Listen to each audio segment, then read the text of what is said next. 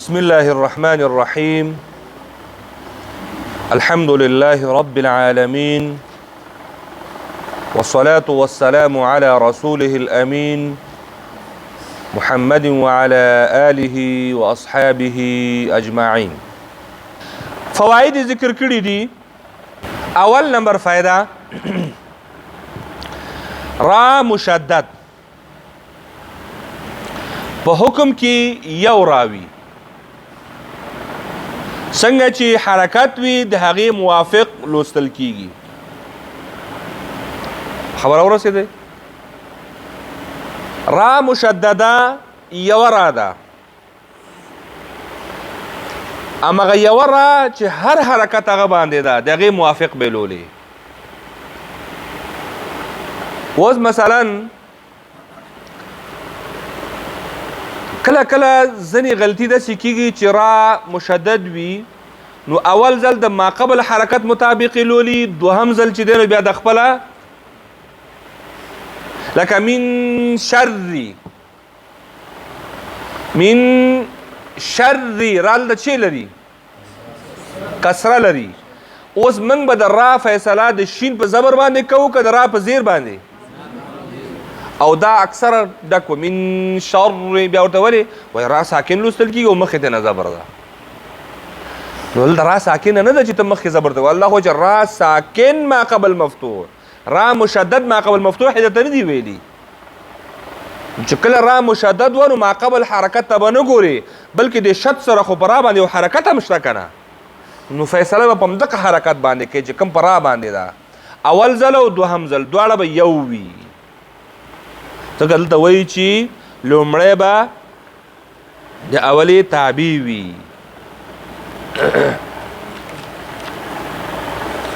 یعنې دلته چې دوه ځلې ویلی کېږي دغه دواړه ځل به همدغه یو حرکت به پکې کارېږي، همدلته چې تابع ده.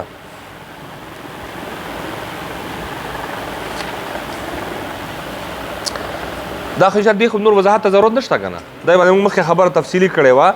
یعنې رای مشدده د حرکت چې ده په همدغه حرکت باندې به فیصله کېږي که زیر و باریک به لوستل کېږي او که زبر او پیشونو ډک به لوستل کېږي. د دوو حرکتونو یا دوه قسم لوستل چې یو ځل یو حرکت سره ولولې غټې ولولې لکه همدغه د من شر کې چې روزل کېږي تو وایي چې من شر اول کې شري اول کې غټ کې او بیا باریک کې، دا صحیح نه ده بلکې دا باریک ده. ځکه باریک ده چې را څه شی لري؟ کسره لري. او که بل ځای کې مثلا را چې دی نو بیا زبر درلوده یا پیش درلوده د تشدید په حالت کې بیا د زبر او د ضمې په حالت کې بیا ډک لوستل کېږي. دوهمه نمبر فایده کې وایي حروف مفخم کې حروف مفخمه کې به تفخیم باید دومره په افراط باندې ونشي چې مشدد حرف ترې جوړ شي. یعنې ځینې حروفو کې ډکواله چې یو حرف ډک لوستل کېږي دا ډکواله دومره غټ شي چې هلته یو بل مشکل ته نه پیدا شي. په تفخیم کې به ډېر افراط یا غلو کول نه دی پکار چې د حرف په خپل وجود باندې د هغې اثر وغورځېږي یا بل مشدد حرف ته نه جوړ شي یا کسره مشابه د فتحې معلومه شي. کسره ده زیر ده خو نه معلومیږي. ځکه موږ تاسو د حرکاتو د ویلو هغه انداز چې کله ویلو موږ ویل چې کسره کې باید شونډه لاندې طرف ته څه شي؟ مایله شي. او فتحه کې باید خوله مکمل خلاصه وي او په ضمه کې باید شونډې را ګول شوي وي، را غونچه شوي وي، یو ځای شوي وي. دا نو که په دغو حالاتو باندې اوس ته وایې کسره خو آواز د اورېدو کې د مشابه د فتحه راوځي، نو دا دقه خبرې ته اشاره کوي چې دا نه دی کول پکار. یا فتحه مشابه د ضمه راوځي او که د مفخم حروف نه وروسته الف وي د واو په شان دی، مفخم حرف نه وروسته الف وي نو د واو په شان دی شي او واو په شان دی نشي وي. یعنی دلته کله چې مفخم حروف نه وروسته الف ده نو الف خو د مفخم حرف تابع ده که نه؟ دا خو موږ مخکې ولوسته. څه معنی؟ چې الف خو به ته غټې خو د غټولو کې د واو آواز پکې راښکاره نشي. مثلا قال قا قا قا قاف حروف مستعلیه ده ډک لوستل کیږي. صحیح شو. خو د الف چې دلته راغله دا هم د حروف مستعلیه تابع دا هم څنګه لوستل کیږي؟ ډک لوستل کیږي. خو ځینې وخت کې موږ د حروفو د ډکوالي دپاره هغه کوم شی چې انتخاب شوی دی چې هغه ژبه ده چې باید پورته شي موږ د حرف د غټولو دپاره د شونډو نه کار اخلو. شونډو په وجه باندې یو حرف غټ ښیو. نو قا په ځای باندې قو قو او دلته ته وایې الف خو شونډو اشاره چیش طرف ته کیږي؟ واو طرف ته کیږي.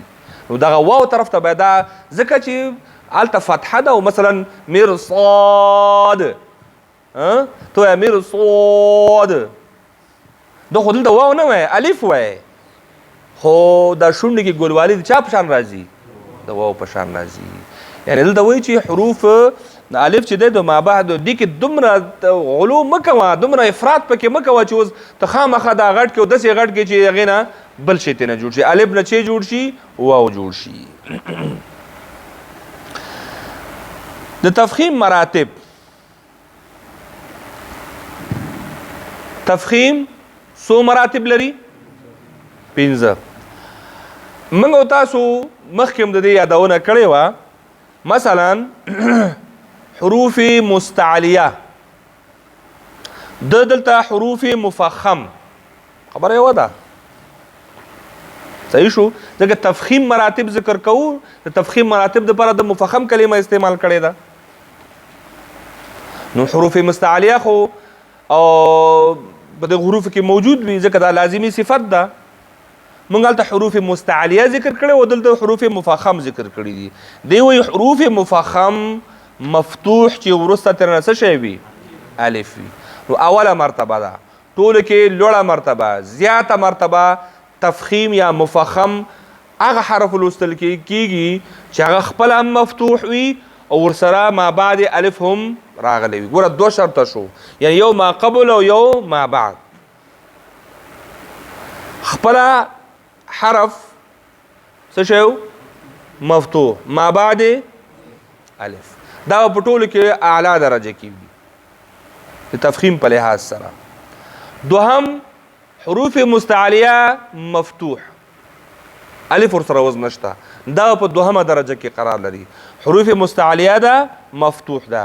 نو د اول درجه مثال لکه طال طا طا طال طامه طامة الكبرى فإذا جاءت الطامة وقالت طائفة وسطوا ده ورسره مع بعض څه ده؟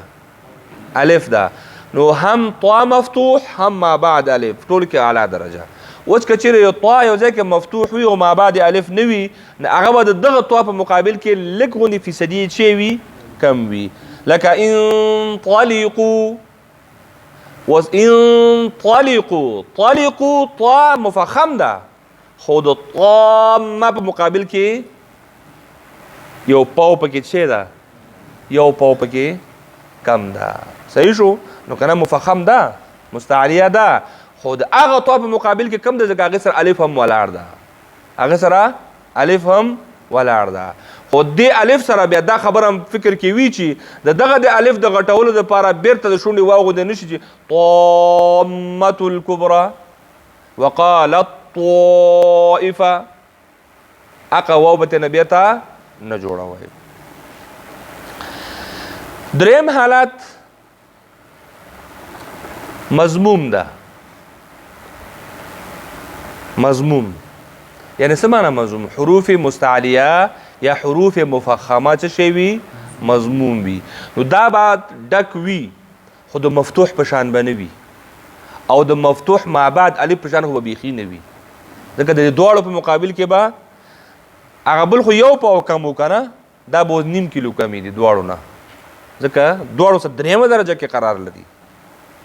خو صحیح ده چې مفتوح سره به یو پاو کم وي خو د مفتوح ما بعد الف سره به 0.5 کیلو فرق لري. صحیح شو لکه محیطن کې چې راغلی دی محیطن. ښه او څلورمه درجه چې ده هغه د څه شي ده ساکن. دلته د مکسور ذکر کړی و. له دې وروسته مکسور د لکه ظل قرطاس او ساکن مفخم د ماقبل د حرکت تابع ده. د ماقبل حرکت تابع ده. زمانه د ماقبل حرکت تابع ده. د دې وایي چې ماقبل حرکت تابع ده که ماقبل فتحه وه هغه به د فتحې په کټګورۍ کې راځي او که ماقبل ضمه وه نو ضمې په کټګورۍ کې به راځي. صحیح شو. د پکې دا قانون امام د فواید مکې کې ځینې استثنایي هغه شته ګوره نورو قاریانو سره لږ چنګکونه اچوي خو دا د خپل مفردات دي موږ په ده باندې دا هغه نه کوو او نه دا حق لرو چې اعتراض به وکړو. لوی علما دي خو عام قواعد چې دي نو همغه دي چې موږ تاسو مخکې لوستي دي. دا د خپل تفردات دي. ښه نو که یو ځای کې څوک په ده باندې استدلال کوي نو تاسو ورسره دا استدلال کولی شئ چې دی داسې وایي. صاحب فواید مکیه داسې وایي. دا د خپل تفردات دي. عمومي قواعد چې دي نو همغه دي چې که موږ تاسو هغه متفق علیه قواعد دي. دلته دی وایي چې ساکن مفخم د ماقبل د حرکت ته لکه یقطعون. یقطعون کې قاب ساکن ماقبل شی ده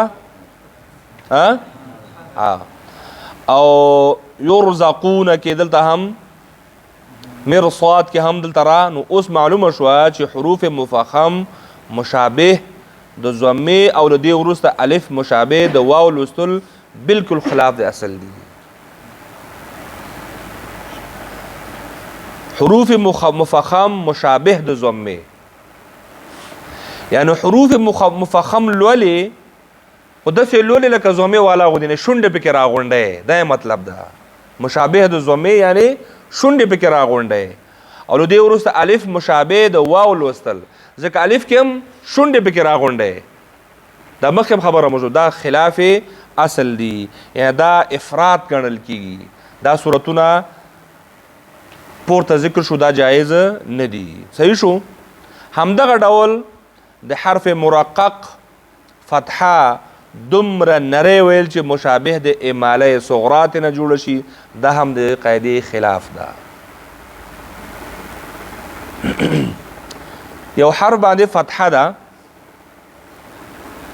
هغه دومره نری کې چې بیخي ویت راشي بیخي اماله ته نه جوړه کی دا هم صحیح نه ده. نه افراط پکار ده او نه تفرید پکار ده. نه په ډکواله کې ډیر حد نه زیات افراط پکار ده او نه په باریکواله کې د حد نه زیات تفرید پکار ده. یعنی افراط او تفرید معنا زیاته او کمه. افراط زیاته او تفرید کمه. نه پکې زیاته پکار ده او نه پکې کمه. کوم اعتدال حالات چې کوم دا د حرکاتو د لوستلو دپاره او مغه باندې اکتفا پکار ده دا به صحیح وي. نو دا دواړه خلاف د قاعدې دي. دا افراط او تفرید د زیاتی او د کمی په معنا باندې راځي. د عربو په کلام کې دا نشته بلکې دا د عجمو طریقه ده. عجمو کې ځینې هغه شته موږ او تاسو هغه لرو ځینې ډېر باریکه کېږي. عربو کې دا هر څه په خپلو قواعدو باندې ولاړ دي. د عربو قواعد معلوم دي. د فتحه اندازه معلومه ده د کسره اندازه معلومه ده چې کوم ځای کې نه وه معلومه د هغې وضاحت یې وکړو چې دغلته به اماله کي. په نور ځایونو کې نور ټول معلوم دي. نو مجهول شی په عربي کلام کې نشته. البته په عجمي کلام کې دا مثالونه ودې پیدا کېږي خو په عربو کې دا شی نه پیدا کېږي. وصلى الله تعالى على خير خلقه محمد وآله وأصحابه أجمعين.